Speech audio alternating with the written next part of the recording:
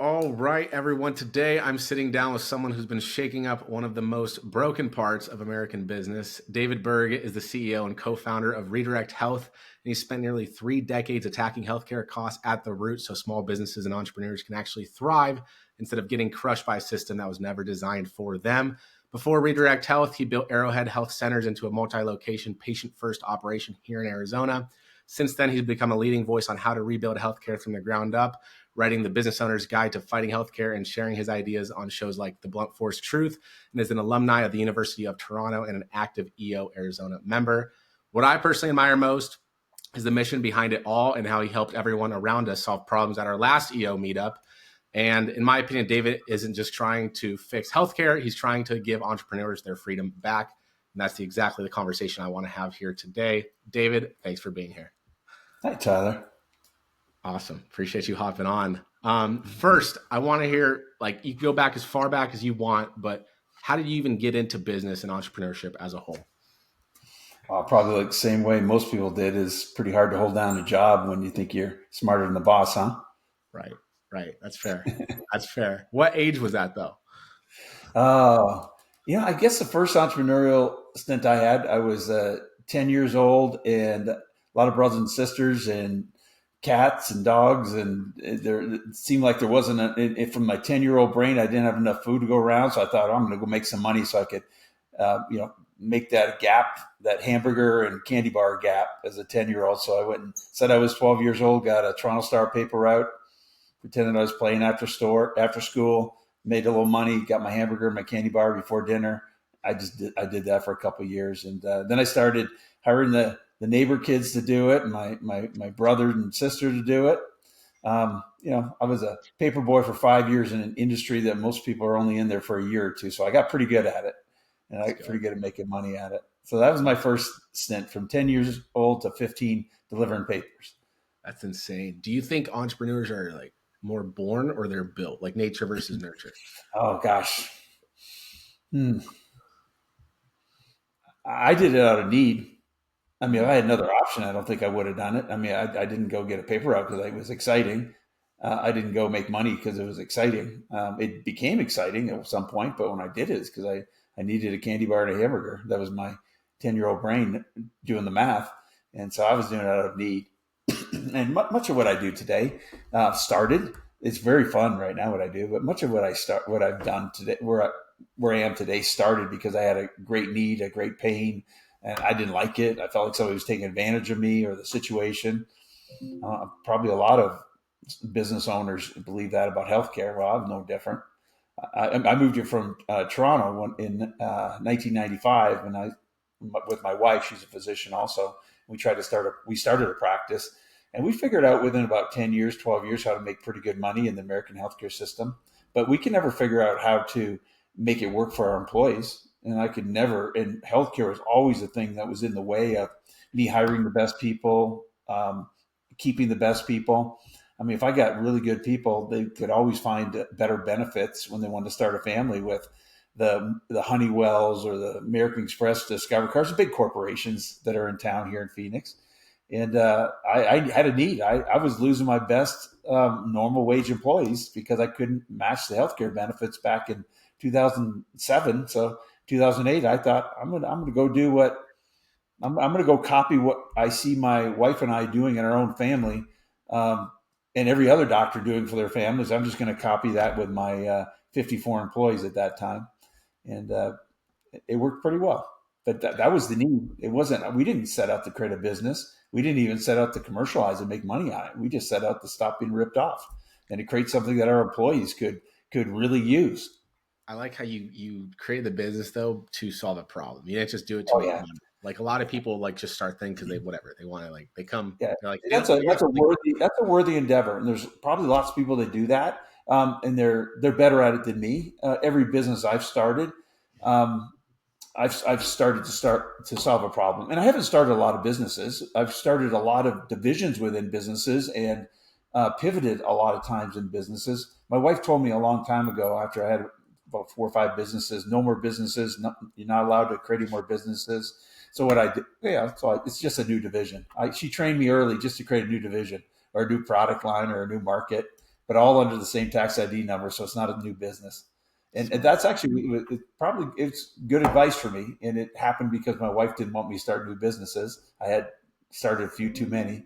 And, so, so there's an element of stacking that I learned by putting everything into the same business. And I learned to pay attention to the one customer. One customer might buy five different things. They don't need five businesses to do that. Dang. Yeah, that's deep. I feel like a lot of us, or at least may speak for myself, but shiny object syndrome is a real thing where it's like Yeah. we were rewarded for taking that leap of faith and trying something new when we first started the business. And then we think we need to do that again when you hear this shiny object or whatever, crypto or all these other like whatever things come out instead of no, just saying no, learning to say no, being, like just really careful about your time and doubling down on what works. Going back to the healthcare side, I mean, when you look at the average small business owner today in America, what do you think is the biggest lie they've been sold about healthcare? Hmm. Well, number one, they think that healthcare and health insurance are the same, and they think if I don't have health insurance, I can't get healthcare. That is not at all true. We can help millions, many millions of people get healthcare, and I will tell you that sometimes the easiest people to help them get the healthcare they need are people who are uninsured or have very little insurance. The people who get in trouble are the people who have insurance. I've known many people go bankrupt. I'm going to say at least 50. And I can't think of one that went bankrupt because they didn't have insurance. Everyone went bankrupt because they had insurance. They couldn't afford the out of pockets. They didn't understand it. They had a false sense of security as far as here's my card. I'm sure I'm taken care of. Yeah, until they have a $10,000 out of pocket, and then January happens, and then they have another 10,000 out of pocket.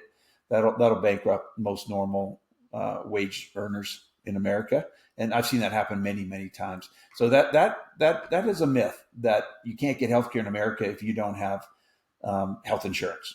That's a myth. Another thing that people think is that health insurance, and this is more true now than it was 20 years ago, and I believe it'll be more true in the future too. I think this is the trend, is that health insurance is there to help you get health care. It's really there to help you with your fear and help you protect your assets. I'm not saying health insurance is bad, but let's make sure we use it for what it's for. Um, just like think about car insurance for a moment. Any car insurance, pick it, Progressive, Allstate, Geico, doesn't matter. It's not there to drive you to work, is it? Right. It's not, yeah. No, your car is there to drive you to work. Your health care is to help you take care of your illness or your health as you're dealing with it. Your insurance is just there to pay for it. And if you use your car insurance wrong, it can get very expensive. If you use your car insurance to pay for a tank of gas or to pay for a windshield or pay for windshield wiper blades, that insurance is going to get a lot more expensive. That windshield is going to get a lot more expensive than if you're paying for it yourself. So same thing with healthcare. If we let it control the logistics, it's going to drive up costs. Another thing that a lot of people think is that it's the healthcare that costs money in America. It's not been my experience. My experience has been it's logistics around healthcare that costs the money.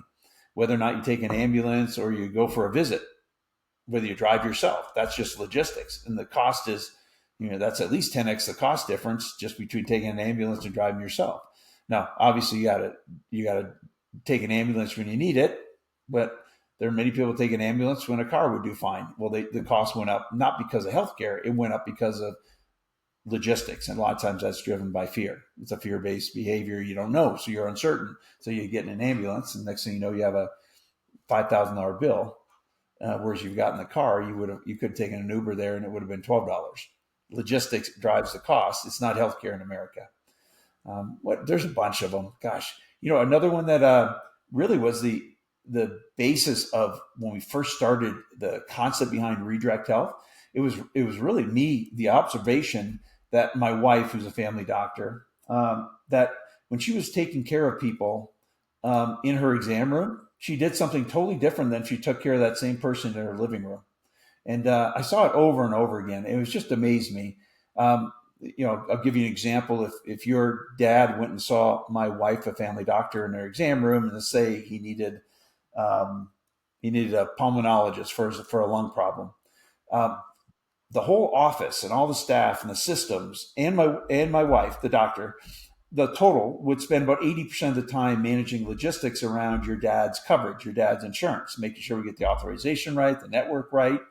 And she has to. She has no choice, because if she doesn't, your dad's going to get a bill that he didn't want to get, and he's going to ask her to pay him back because her office or she made a mistake. And then if she says no, which she has to, because there's not enough margin to pay people's out of pockets when a confusing insurance rule is not followed, well, then your dad might complain to the insurance company or might complain to the board of medical examiners, and then she's got to deal with the legal nature of that. And you can't afford, there aren't enough insurance companies to get sideways with an insurance company. So it's really, really important that every doctor in America manages the insurance, whether it's Medicare or any of the other ones too. It's really important. And about 80% of our time is spent there. And then about 20% of the time is spent on what healthcare does your dad need. But really no time is spent on logistics, because the insurance company drives the logistics. And whoever drives the logistics controls the money. And wherever money stops is called profit. So it makes sense. If you can control logistics, you'll control the money, you'll control where the profit ends up. Now, take your same dad and have him go see my wife in her living room, or while my wife's in her living room on the phone talking to your dad. Well, now my wife's going to spend, I saw it over and over again, like thousands of times. And every doctor will tell you this is how the difference between their exam room and their living room is exactly what I'm telling you. They're going to spend the first 80% of their time focusing on what your dad needs. What healthcare does your dad need? And then the last 20% of time will be spent on figuring out the logistics of it. Does your dad need an ambulance to go to the pulmonologist, or does he need an appointment? But what if the doctor can call the pulmonologist on behalf of your dad and then call your dad back at 3:00 tomorrow afternoon? That's just logistics. Still gets all the information from the pulmonologist, but you see how the cost is tremendously different between an ambulance and a visit versus a virtual visit versus a doctor calling on your behalf. That's all logistics. And you got to get the logistics right? You don't want somebody not taking an ambulance if they need it, but you similarly don't want somebody having a visit when they could do a phone call. And sometimes the phone call, the doctor calling on your behalf, is more beneficial than you calling the doctor yourself, right? So it's about getting the logistics right. And I saw that over and over again, that in every doctor, and I've hired hundreds of them over the last 30 years, how they deal with their patient or the people outside their exam room is so much more efficient. And so much more efficient, I'm going to say it's 20%, 10% of the cost and the waste, if you include time, right? What I just told you saved your dad a lot of time. It's not just about money. It's about time. It's about money for sure. It's also about attention and fear. If the doctor from her living room on the phone can tell your dad, hey, I'm going to call the pulmonologist tomorrow, and I'm going to call you back at 3:00 tomorrow. Think about the attention your dad does not have to give for that 3 months or 3 weeks he's waiting to see the pulmonologist. That's a lot of attention people give. In this situation, attention is freed up. That's a cost that didn't happen. The money was freed up. That's a cost that didn't happen. Make sense? 100%. I like how you built the business too around solving not just the problem, but like the root of the problem. Like you looked deeper, like the logistics behind it, when most people would kind of just like, oh, that's how it always works. You can't change Yeah. that. So our whole company, a lot of people, Tyler, think that we sell healthcare. We don't. I created a care logistics engine, and then I built a 24-hour online medical center and a guided self-paced system on top of that engine, that care logistics engine. And then people can add their insurance to it, whatever insurance they want. It's really immaterial, but it works so well. If you don't have any insurance, it still works. And if somebody does have a lot of assets, or they have a lot of fear, or they have a lot of healthcare need and expense, and they can afford it, they should buy the insurance that's appropriate. Nobody's saying they shouldn't. I'm just saying that is the tail. It's not the dog. And do not let that tail wag that dog. It's the healthcare that people need. And just like you need a car, you don't need your car insurance.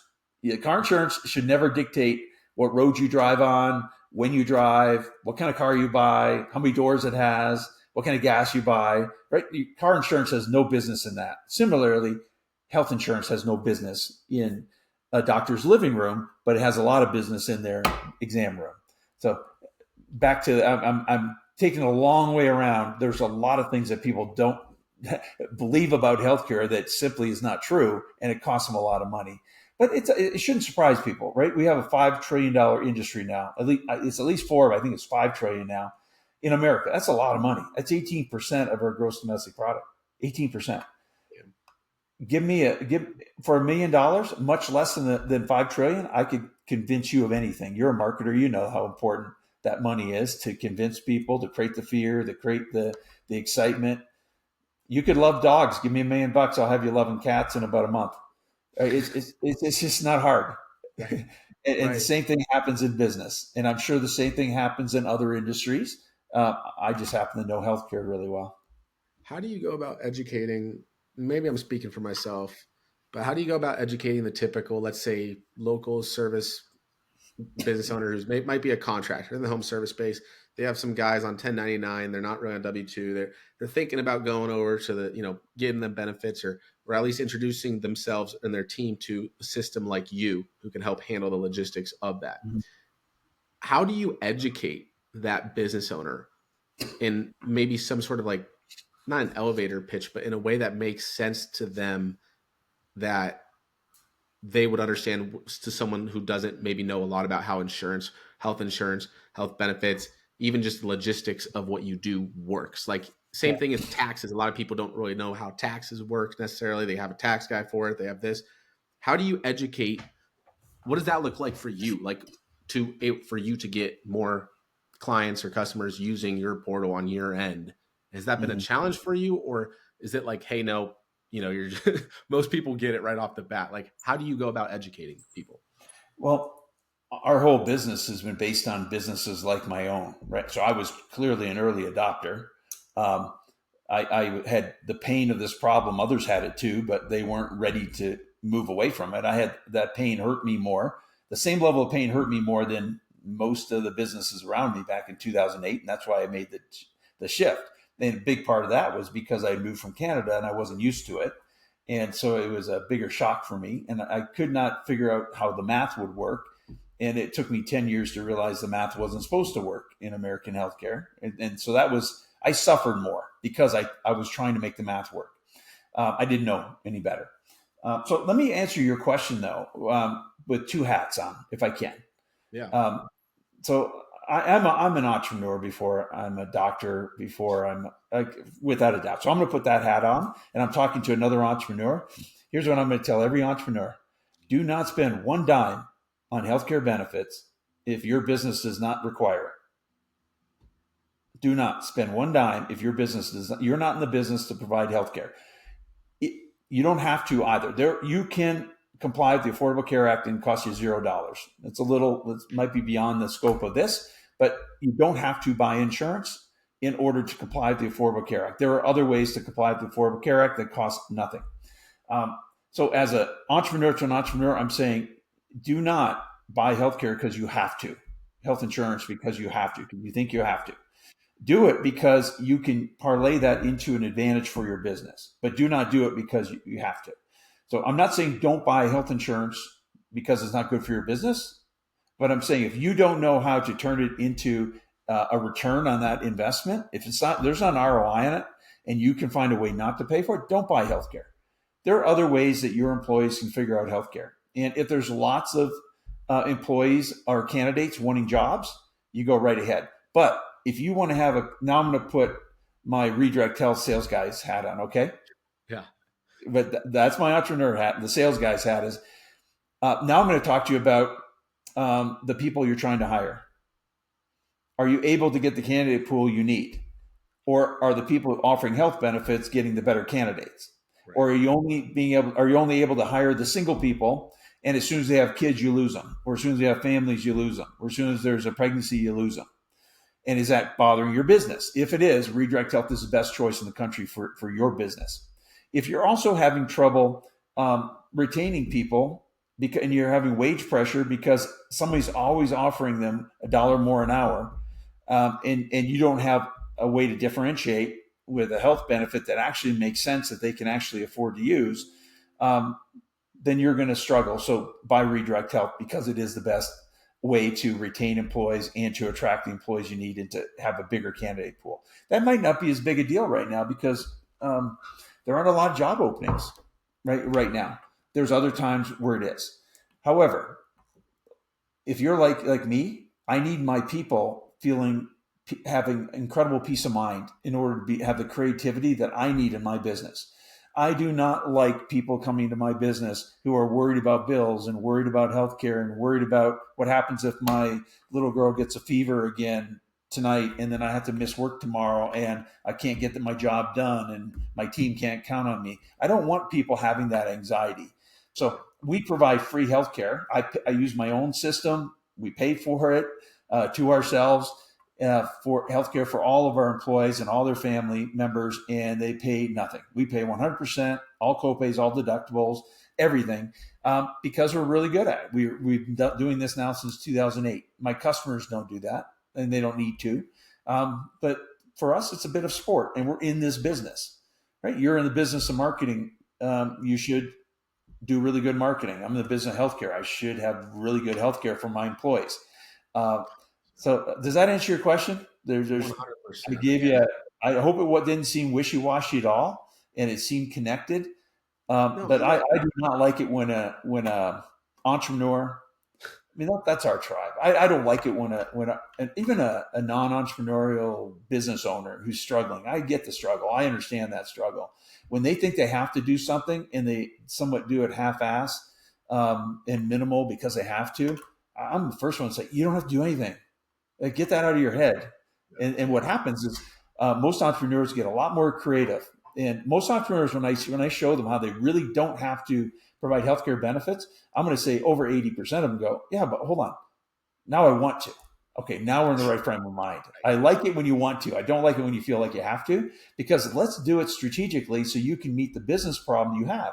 Maybe your problem is you're trying to keep workers' comp costs down. The right healthcare plan, the right benefits, the right strategic employer contribution can help that. Maybe you're trying to hire a higher paid management team. You can also tweak your health plan to do that better. Or maybe you need to get a much greater degree a bigger candidate pool because you want a more mature workforce, and more mature workforces have kids and they have families.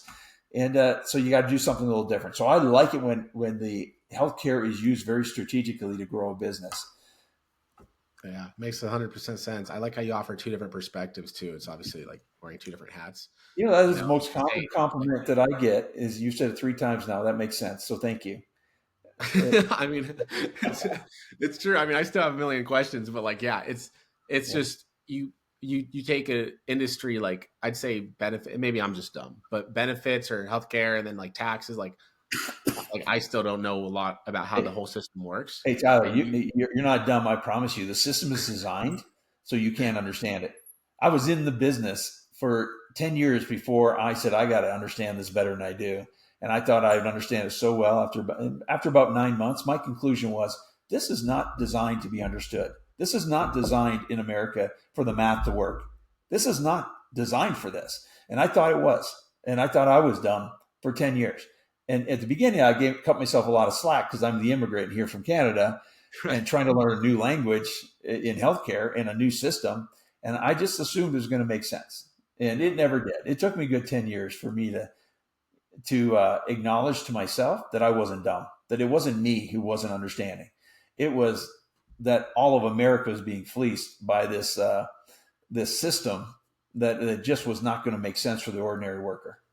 I still respect the fact, even if you zoom out, like you saw a problem, you created a team, you fixed it, you immerse yourself in it, you kept going, you educated the consumer, you kept things simple, you didn't just do it to make money. Of course, you got to make money in business, but like you actually solved a problem that most people are facing. I asked you in person, like, do you have any competitors? And I believe you said like, no, not really. Like it's more of like a monopoly on the market. I mean, and like you need to retain A players. Like we all know, like your team is massive. You like I pay my team above industry standard because I want them to continue, and the turnover rate is very low. So it's like having that as an option. It's massive. So I highly respect that. Yeah, Thank you. it's very cool. Yeah. Um, As far as the like Canada versus America, like kind of higher level view, but how is business different up there if you were to stay up there and run this business up there than it was for down here in Americans? I didn't do any other business up there. I moved here when I was 30 years old, and so I was in school most in Canada.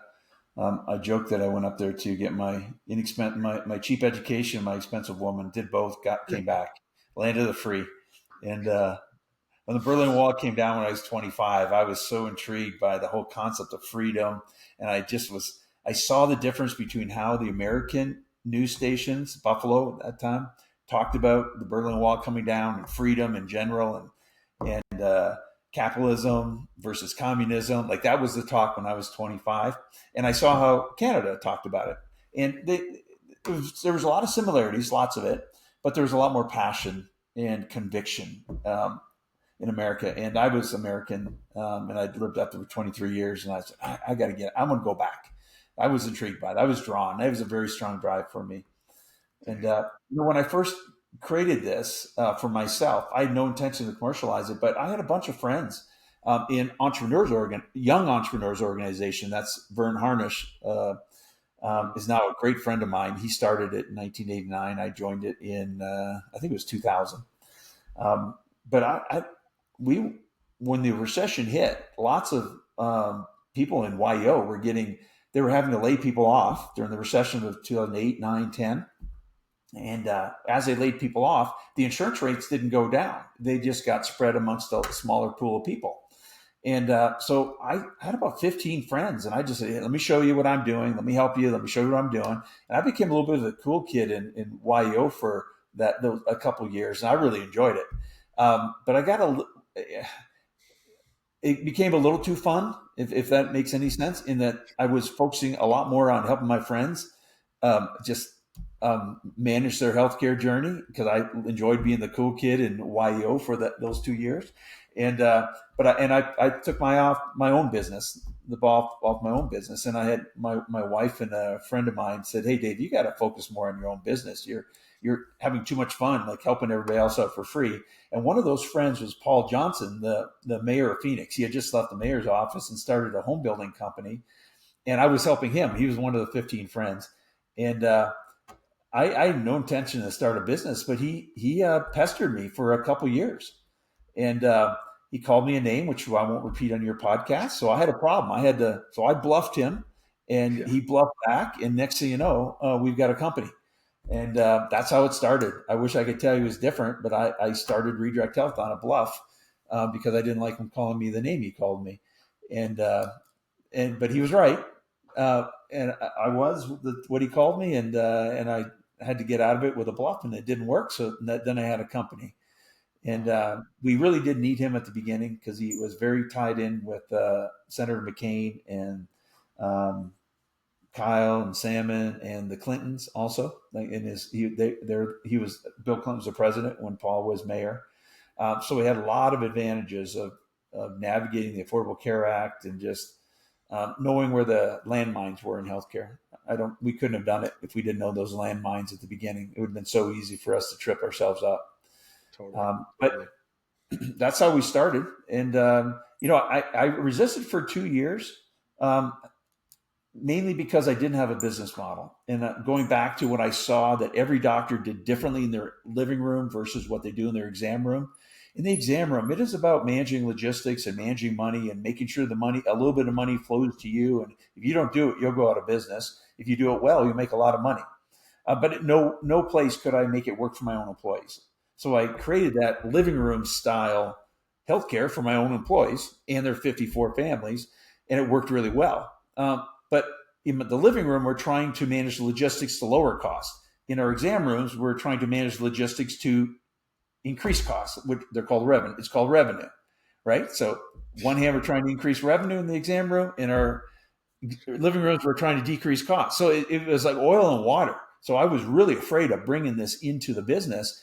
Paul thought I should make it an offering, a new product for Arrowhead Health Centers. I didn't want to do that because of that oil water. I couldn't figure it out. And then my world changed when I heard the Costco story. Like, it should seem unreal. Like the Costco story, the one I heard, who knows if it's true or how true it is, but the story resonated with me that they had decoupled. This was my assessment of it. They had a membership model, subscription model Yeah. that you renewed, paid every month, and they decoupled their profits and their revenue from the consumption of goods, from food, clothes, lawnmowers, whatever they sold.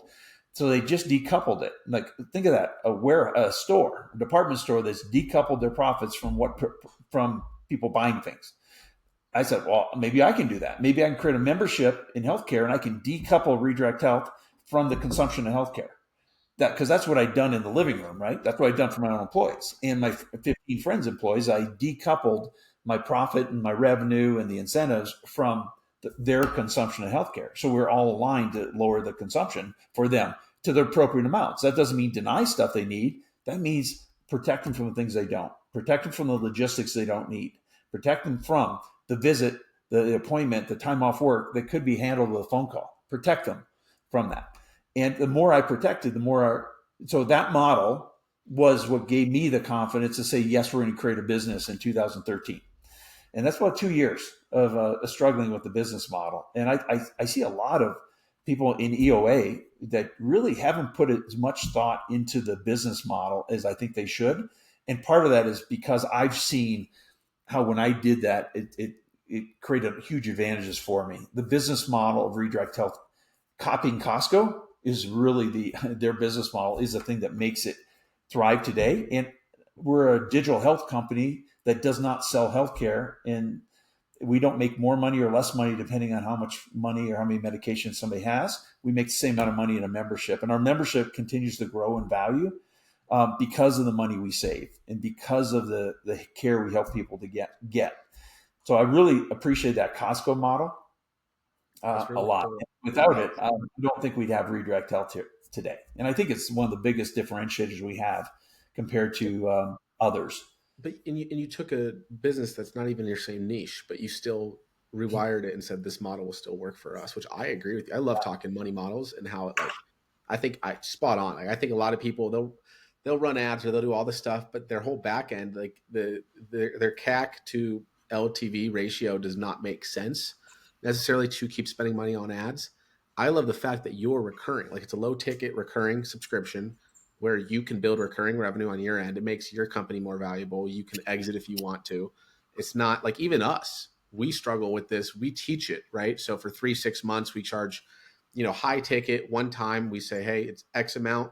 And then once they get it, it's like, okay, how can we continue to teach them? So we're baking in recurring on the back end saying, hey, marketing's always changing. Algorithms are always changing. You got to stay in touch with that. So now it's a low ticket back end recurring to keep people on. But for a hot minute, we're waking up every month in the red, starting from zero and not able to, like, it's not a fun way to run a business versus it's like, cash in the bank is going to hit every month. So yeah. Do you think every business should have a level of recurring to it?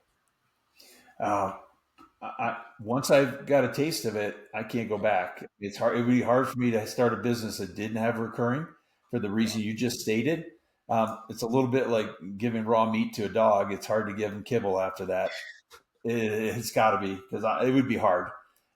We sold all of our clinics and our surgery centers that we had. We used to have 9 clinics and 2 surgery centers. We sold them all at this point. So all of our businesses recurring, and I enjoy it much more. There's parts of dealing one-on-one with the people, but that's an old life for me. When I was seeing patients, I haven't done that since 2001, so I'm well over that now. But it's very valuable, the brick and mortar, and we've done well over probably 3.5 million brick and mortar visits before we sold it. We're probably getting close to that now in virtual visits with Redirect Health. Probably about 2 million is what I'd guess with the virtual visits. So we got a pretty good thumb on the pulse of like how to move people through the healthcare system, whether it's over the phone or whether it's in a brick and mortar. And I will tell you that I did a little clipboard study in the clinics years ago. It's probably sometime around 2012, 13 when I was thinking through this model. And so where I spent a week and I just got the medical assistants to have with a clipboard to tally right next to the schedule to tally all the people where they thought that we could have taken care of them over the phone. And the Mm, number was like half. So if we saw 500 people in the clinics, 250 of them we thought we could have done over the phone, except there was no business model to do that. interesting. We would go broke if we did. Right, right, right. Right. Do you, But the business, so our business model right now is virtual first. It's not virtual only. It's not online only. Let's start with our 24-hour online medical center, and let's figure out, guide people through the self-pay world where it makes sense. And there's lots of free programs that people qualify for: state, federal programs, Medicaid, Medicare, manufacturer assistance program for medications. I mean, there's lots of ways to navigate the healthcare system. And most people know now that when they use, they go to a radiologist or a doctor and they get the uninsured rate or the self-pay rate. It's much cheaper, much cheaper. It was like that about 30% of the time 15 years ago when I first started noticing it. I'm going to say it's probably 80, 90% of the time now. There's always the times where it's going to be a little less expensive using your insurance, especially for the higher ticket items. Hardly ever for the low ticket items anymore. nice. So we help people, guide them through it and help them understand when it makes sense to use your insurance, when it doesn't make sense to use your insurance. And a lot of times the difference is 10x or 100x, the difference in price. Many times it's hard to believe that it can be 100x, but the 100x might be, it's $200 use your insurance, it's $2 if you don't for a medication, right? So that's 100x. So there's so many situations where logistics matters. You go to the wrong store, you get a capsule instead of a tablet, you can 100x any medication very quickly. Brand Yeah. to generic, you can maybe 200x it. So there's so many, logistics controls the X, how many X's people overspend all day long. So we created an engine, a lot of technology, a lot of data on a platform that helps us do that very, very efficiently. So we're a digital health company, health tech company, and that's what our membership is based on. And our job is to make sure people get the healthcare they need, they get it at the right price, with the right time, the right logistics. And then we use the insurance where it's used most effectively. We optimize the insurance. We never start with it. It's a 4-step for us, and we optimize the use of it. And many times, I'm going to say more than half the time, the optimal use of insurance is don't use it. I know you got it, don't use it. It's not that different. If you bang a little ding in your fender, you rear end somebody and $100 damage, you're going to pull out your checkbook and you're going to say, let's not use insurance. Yep. Well, why would you go? You have a $5,000 deductible. Why would you go show your insurance card and give them a reason to raise your rates next year? Yep. Yep. I'd rather they didn't have the data to use against me, just like car insurance. Literally, I just got hit. This guy I used to work at CBRE, and he worked at a different commercial brokerage, and he accidentally backed up into my truck, left me a note. He's like, which is super nice. People don't do that these days. And Yeah, he's like, yeah, I'll pay it. Like, I'm not going to go for insurance, nothing. So it was just, $1,600 or whatever. But yeah, I'm curious on the platform itself, how service based is it pretty like programmed to where your margins are pretty high, where it's more like a SaaS, or is there still like, a lot of services baked into that? I don't know if this is the real term. I've heard service as a software or software as a service. Yeah. Yeah. But the way I think about it, and we started thinking this way in 2020 when COVID hit, we were a service and we were providing it regardless of other people's insurances, just in front of it. We weren't connected to it really, really well. But we're doing all the same things we're doing right now. But my average size client was about 10 employees. And during COVID, they were struggling. And a lot of restaurants. So restaurants were closing, retail was closing. So I was concerned that my business was going to not do well because my customer were the small businesses around 10 employees. So I made a decision that I need to go upstream. And the way I was going to do that is to create a platform where I would assemble all the capabilities that we had created. We had created hundreds of capabilities. Many of them were on technology platforms. Some of them weren't. I reassembled them into reusable building blocks. And then with those reusable building blocks, I would then find a partner, and I would create I'd create different entities for myself. So I created my own brokerage company on my platform so that I could create health plans, I could collect money, I could distribute money, premiums. Those are all licensed things, and I wanted to control the money, the logistics better than I was already. I created a third-party administration company so that I could manage fiduciary custodian claims accounts. That's a licensed event. So I could adjudicate claims and pay doctors, the licensed events. I created my own pharmacy benefit management company on my platform so I could have all the cost data. I knew what every drug cost, whether capsule, tablet, syringe, powder, oral suspension at every single pharmacy in America and every single day. I had to be a pharmacy benefit management company to have that data so I could help my clients. I also created a pharmacy on my platform. So on that platform, I own all that. So they're highly integrated because I built them so they all point at the same thing. That online medical center, 24-hour online medical center, we're being really smart with logistics and the self-pay first and the free services first and use the insurance last, optimize insurance. Everything is built around those core values, that mission, that vision, like everything aligned and integrated so well. And then I convinced 3 insurance companies, essentially risk pools, to create a cost share, a mutual insurance company, stop loss carrier, a special purpose captive. So people built these risk pools on my platform. They own them. I invested a little bit of money in all of them, lent the money to get started. I made a guess and I made a bet with my own money through loans and through, I just loaned the money.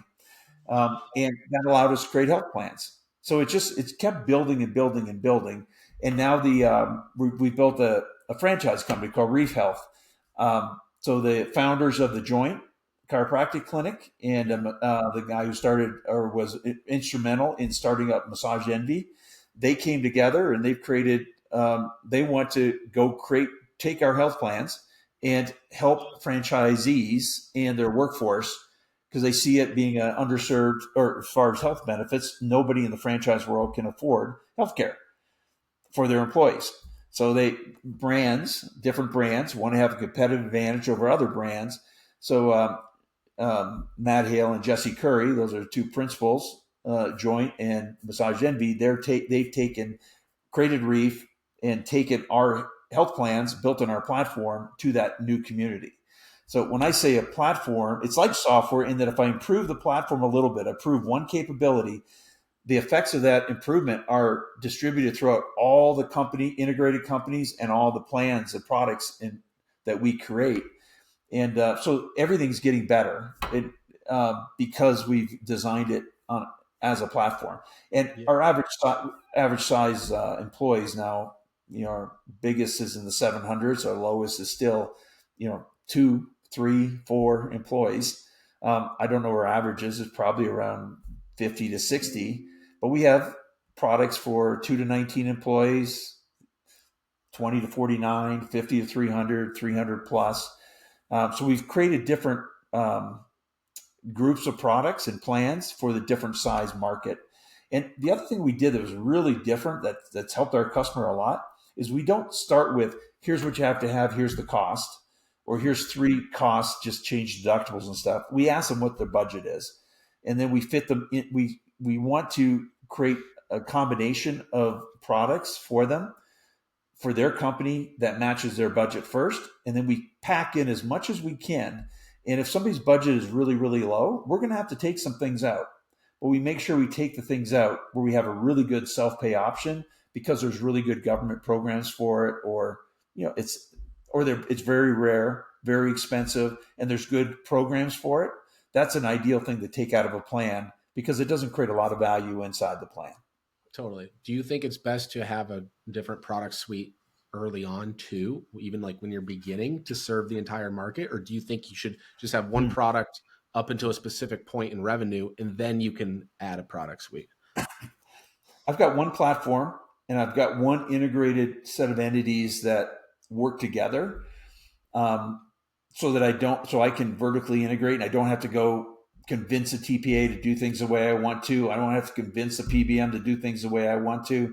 I don't even want to convince an insurance company to do it the way I want to. So the condition of being on my platform is you got to do things, have the same mission of that doctor in their living room type experience where we're trying to lower costs. You would think that lots of companies in American healthcare would like to do that. I'm telling you, they don't.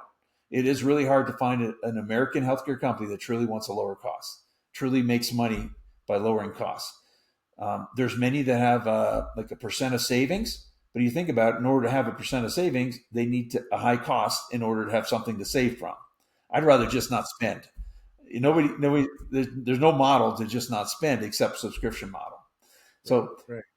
when we go out to the marketplace and when we build a product, I've already got somebody asking for it. I've never built a product yet that somebody wasn't asking for.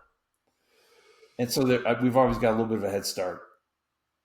I like that. This might be totally not applicable, or I don't know if it's in any way a competitor. It has nothing to do with, or does not affect you at all. But like Mark Cuban, Cost Plus Drugs. Mm-hmm. Does that affect you and your business in any way, or is that just like one piece, obviously, of the So healthcare side? I see Mark Cuban and myself and others that we are in the same mission. We are trying to democratize healthcare. I am doing it by creating a free entry point into a technology layer that manages logistics, that frees up money and time and attention so that more people for free even can enter the healthcare system, and we can guide them to where they need to go and help them optimize the best way to pay for it, which might be insurance or it might not be. So that's my role in democratizing healthcare. Mark Cuban is democratizing healthcare by um, shining a light on drug pricing that's not transparent and rebates that are just crooked. They're corrupt. He's shining a light on that. So we're on the same mission. He's just coming at it from a different angle than me. And Larry Ellison's another one at Oracle. He just bought Cerner, I think, a couple of years ago. And it's a big reason why I put NetSuite in a year and a half ago is because I was really intrigued by Larry Ellison is talking about democratizing healthcare. Now, both these guys are billionaires, like gazillionaires.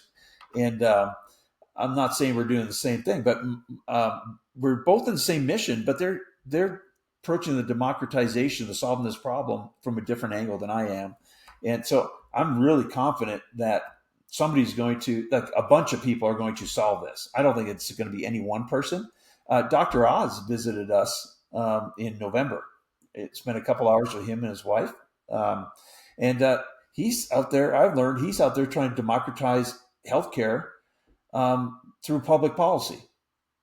And, he's in the Trump administration, the director of CMS, Centers of Medicare and Medicaid Services. And so there are lots of people are trying to democratize healthcare. So I think your question came from a perspective of, is there competition? Does it hurt my business? Not at all. It's just everybody, I like it. Everybody is on the same mission. You know what my competitor is? My competitor is anyone trying to raise the cost of healthcare. That's my competitor. I just can't see a Mark Cuban, even if he was in my business, taking business away from me.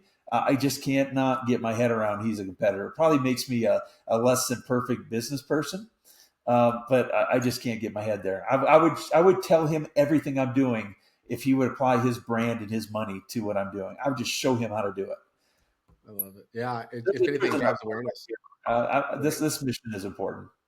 Yeah, it drives awareness to what you're doing. If we zoom out, like, is that your why behind what you do every day? Like, what, like, to continue to just building this and really just solve this problem for everybody and every business owner out there, or like, what keeps you going every single day? There is nothing that fascinates and motivates me more, and I don't see an end to it because it's growing, than creating then healthcare being affordable and accessible for any American. It's not as a right so much, but as a privilege of being American. And I grew up in Canada, and I experienced that healthy people. American healthcare is way better than Canadian healthcare. It's got way more resources on it. And America's got system has problems. The Canadian system has problems too. But here's what I saw in Canada.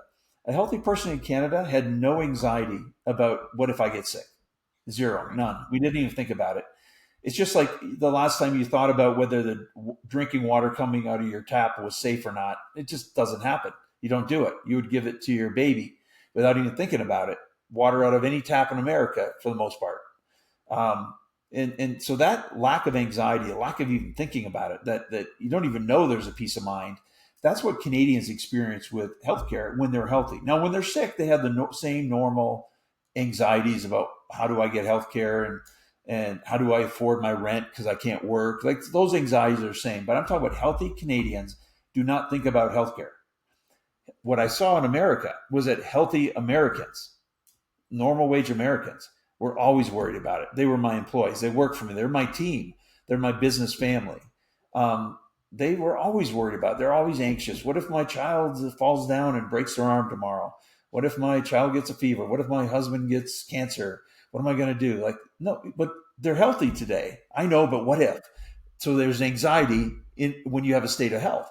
So that's it took me years to understand that was the mission is help healthy, productive people who just want to have creative, healthy or productive lives and get to their kids' soccer game and advance their careers. I want to make sure I think they should have peace of mind when it comes to healthcare. And that's what's driving this. And I believe America will be better. Remember, I moved here because America had something different. So, I think I want America to be better. And I think it'd be better if normal wage earners, healthy people were not anxious and worried about healthcare and costs when they were healthy. I get it. When we're sick, that's a different game and we got to deal with it. We will. But the healthy people, that's the mission I'm on. Is let's let the healthy people not have to worry about healthcare. Let's make sure they have what they need and they're confident they get what they need. And you know who else is in the democratization of healthcare that I've got my eye on? I'm very impressed by, and is GoodRx. GoodRx has got a free app, and they've really democratized the transparency of healthcare pricing. Not that dissimilar to what Mark Cuban did. Mark Cuban is really shined a light on the corruption in healthcare, in pharmacy. GoodRx let you know what things cost, whether you had insurance or not. I really respect that. I see a day when Redirect Health is that free entry point into healthcare for any American that wants it. And we're not just doing what GoodRx is doing with drugs, but we're doing with babies and cancer care and physicals and everything somebody might need, so that everybody has that transparency of everything, any service they might need in healthcare. But then I also think about the feeling I had about 10 years ago, my kids were in college. And when that Uber app came out and I could put my American Express on their Uber app, and I all of a sudden knew that my kids had the capability of saying no to a friend that they were worried about, might be a little tipsy or had a beer. I can't even explain the peace of mind I had as a parent. I didn't even know I was worried about my college age kids and driving until I was able to get rid of that anxiety with the Uber app and my credit card on it. So I can see us doing that with healthcare also and removing that anxiety. So the combination of Costco and GoodRx and Uber, that's my model. Like that is the model. The anxiety and peace of mind that Uber gave me, the price transparency that GoodRx gave me, the decoupling of my profits and revenue from consumption, my customers' consumption. Those three ideas have been very, very formative for me. And that's where I'm going. That's what fascinates and motivates me. And I've tried to poke so many holes in that triad, and I just get more excited. I can tell. It comes through with your energy. Like it's sick too. It went from like never getting a car with strangers to now we trust. Like now it's like normal, and it's just an education piece. Like having a great service, great product. Yeah, I love it. I Let me ask never, you. I never experienced that shift, that creation of peace of mind Yeah, so quickly as yeah, when I learned that I could put my credit card on my son and my daughter's Uber app crazy. in college. It's crazy. Yeah. What do you? I like to do like a lightning round, kind of just like few questions, get your take on it. But um, one is, what's the most underrated habit of successful founders? Underrated habit. Oh, that's easy. What? Um, Leading with vision Okay. versus action. Every time you hear yourself talking about what somebody's doing or somebody did or what you wanted somebody to do or what somebody didn't do, that's a scent. That's a hint that you're in a world of doing Mhm. action. Um, but the leaders that lead with vision, what does success look like? Their language is different. They're talking about what success looks like. They're talking about failure from the perspective of it did not look the way they wanted. They don't talk about what people did. That's how they failed or how they succeeded. They're talking about what success looks like and that it was achieved or it wasn't. And I mean that's a habit that not a lot of younger entrepreneurs have, but it's definitely, and I think it's more taught. Yeah. But if you look at Elon Musk, he's not walking around at SpaceX telling everyone what to do. Yeah. He's giving them the vision. I want this to cost 1% of what it costs today. He didn't say how to do it. He just give you the success, the success criteria. What does success look like? It looks like this line on my P&L is 1% of what it is today. That's what success looks like. How And can he you do gets that? a lot done. We'd all admit Elon Musk gets a lot done. He does Yeah. not get a lot done by telling people what to do. He does How, not get a lot done by doing a lot. He gets a lot done by casting vision over and over again and making sure everybody in all his companies knows what success looks like. That's my take on it. I don't know Elon Musk. I've never stood next to him, but I can't imagine anybody can get as much done, accomplish as much by focusing on what people are doing. right. Trying to make the human species multi-planetary. I mean, how does the typical, let's say, local remodeler though, who redesigns kitchens for a living? I mean, you're doing it on a broad scale nationally, but how does the local guy apply that to their business when, there's a million people like them who do the Oh, same kind of I don't know how they do it. I know how I would do it. I how would mean, you do it? I would be casting visioning in my marketing, in my process, in my systems, any technology I built that would be all designed around um, mom feeling like a great mom and a great wife because she's got a house that is functional for her to take care of her family, for her to take care of her career, for her to just be proud of when her friends come over, her family comes over, when her mom comes over. I'd be focusing on that success. That's what success looks like to me if I'm in that business. I just made that up. I'm not in that business, and I don't know anything about that business. It sounds right to me as I say it. I didn't know what as I started the first sentence, I didn't know what the end of the sentence was going to be, but I knew the direction was towards a customer who feels really good about something they want to feel good about because of something I do. I And love it. designing kitchens might as well be the thing. I love it. I love it. What's one book every business owner should read? Atlas Shrugged. How what is it? Atlas Shrugged. Ayn Atlas. Rand. Huh. Atlas Shrugged. She also wrote The Fountainhead. Okay. Stellar. Written Interesting. in the 50s, I think, maybe 40 Okay. and 50s. I'll have to check it out. And Yeah, then Atlas what's Shrugged. what's one No thing doubt. you It is. It changed is mind? it is the goat of entrepreneurial books. Let's go. I'll check it out. What's one thing you Now there's changed? some other writers too. I love Clay Christensen's Innovator's Dilemma. I Yeah. love that. That's a big part of how I dove into that and building redirect and getting away from the exam room and into the living room and on telephone. That's all Clay Christensen's stuff. I had to protect the new company from the incumbent that had a really strong antibody. We made a lot of money in our clinics. It did not want me disrupting it, and the people in my clinics didn't want me disrupting it. So that was a bit Clay Christensen's work, Innovator's Dilemma, Innovator's Solution. He's written a bunch of books. He's passed, but he's been great.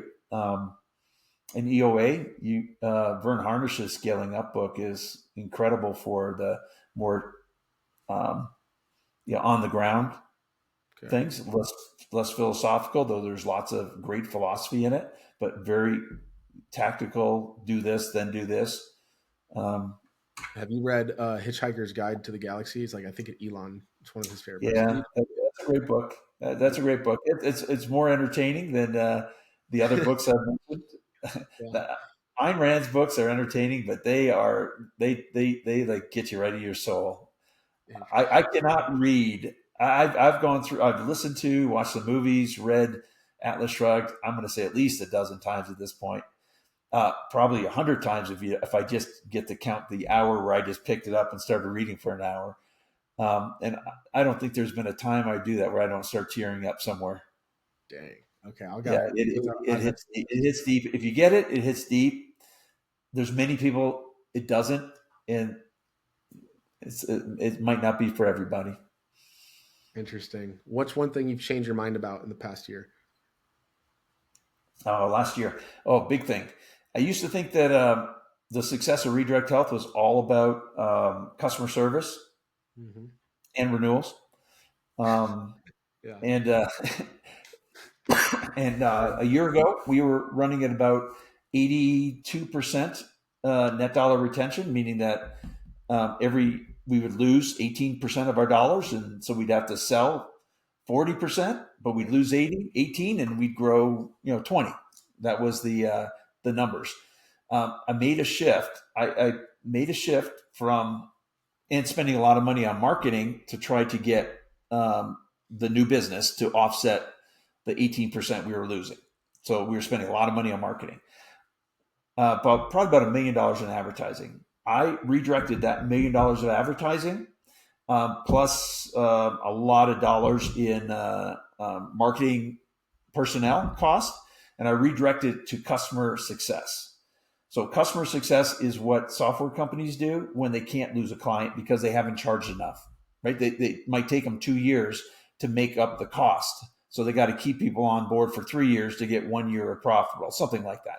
Yeah. So I switched to customer service, which was very reactive, order takers for the renewals, for our clients' renewals, but very reactive. And we brought on a customer success leader who came out of the software as a service industry for 30 years. And we created a customer success, which was very proactive. It was very much about helping our clients grow and use our product better. And now we're at about 102% net dollar retention.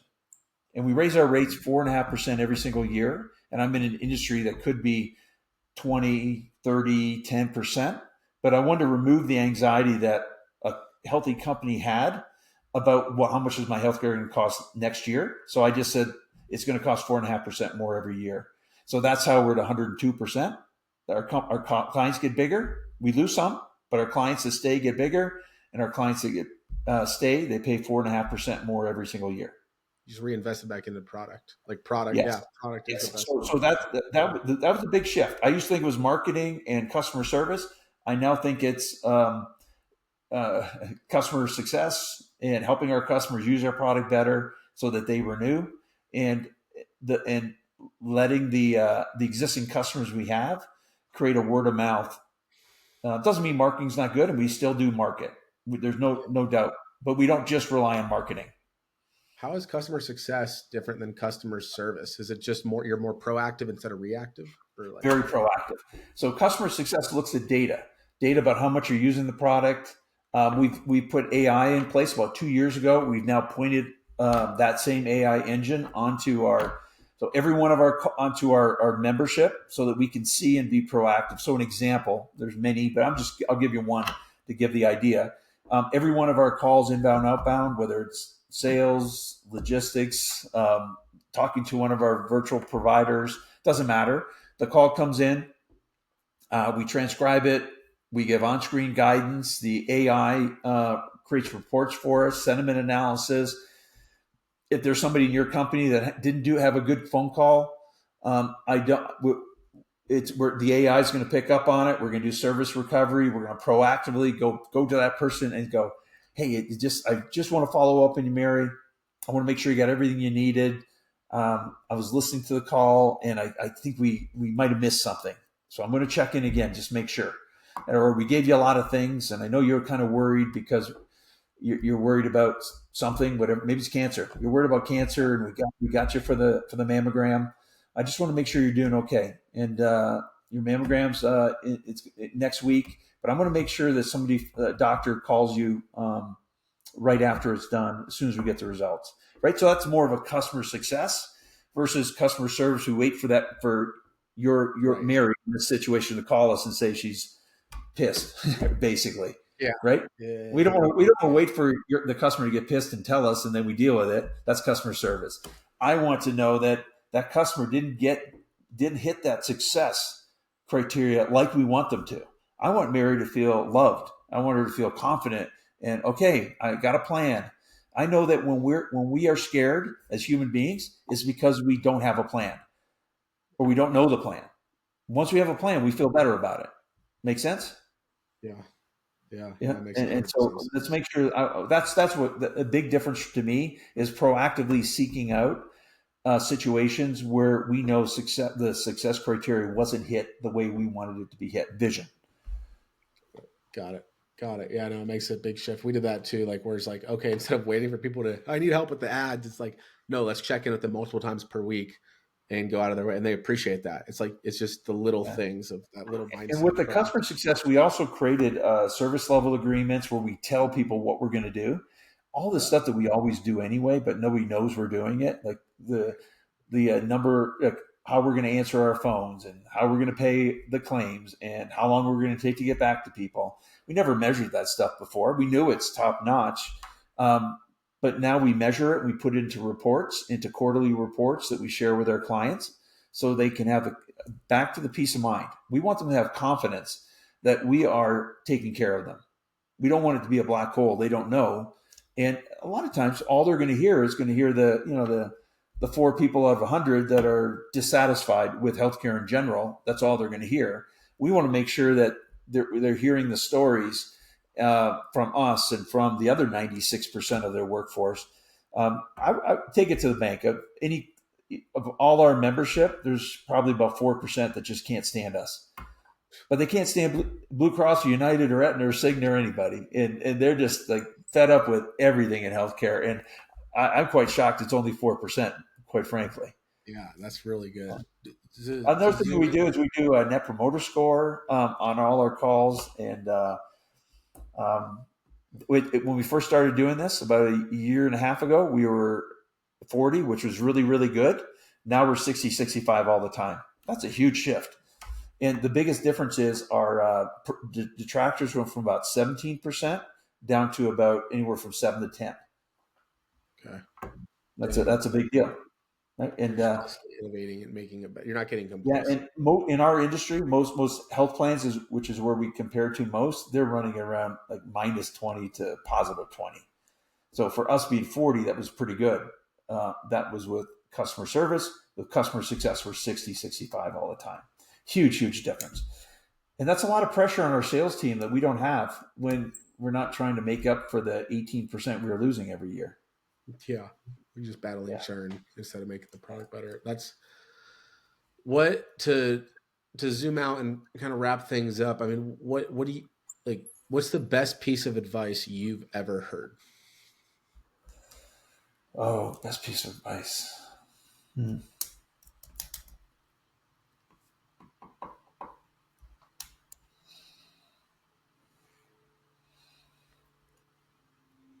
Let me give you the advice that I give myself, but it was formed by inspired by many different people. Yeah. Um, there's sometimes it could be we can question ourselves whether we're caring too much. And if I was giving advice to myself, my younger self, I would advise myself to take more risk than I took at the time, and meaning not be afraid. But I'm going to zero in on this: take more risk with caring. There's many times we try to I try to evaluate if I caring too much or is I not caring enough. What does the world say I should do? What does my friends and family say I should care? And the advice I give myself is don't listen to any of them. Just care as much as you can and care more than the world says is normal. And yes, some people take advantage of it, but the situations where that doesn't happen and you get way more out of life, that would be the advice. But that thinking of in everything we do, every software we build, every process, every time we listen with AI to a call, it's all about caring more than anyone says is normal. the things that we do at Redirect Health, we've built into our customer success department. These aren't normal things. And the world says we should not care as much as we do, and we shouldn't do what we do. We just had a situation where we just found out that a boy that we had helped, let's say 2 years ago, we'd help him with a situation where his leg got infected and he lost the leg. And he's 15 years old, maybe 14 years old at the time. And we helped him for a long time. And it was a terrible ordeal for him. And he had his leg amputated. And we reached out to him. He's not even a member anymore. His family's not even a member anymore. And somebody on my team reached out to him 2 days ago, and the dad sent a picture of his family with his son, with his prosthetic foot, and he played his first football game in high school. Wow. Yeah, that must have felt good. Yeah. That doesn't happen if there's not a culture. If the person who did it leads my claims team, like paying claims, adjudicating claims, like he cares, and that's a demonstration of caring more than is normal.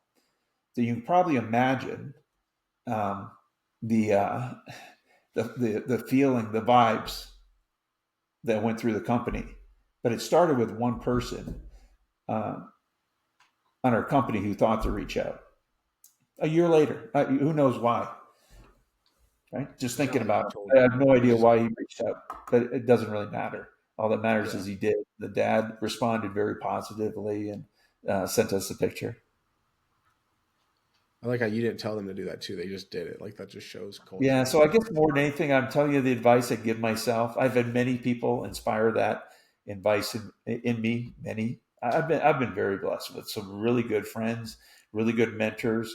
I've been part of Dan Sullivan's strategic coach group for 25 years. Vern Harnish's EO, YEO back then since 2000. Cameron Harold's a great friend of mine of COO Alliance.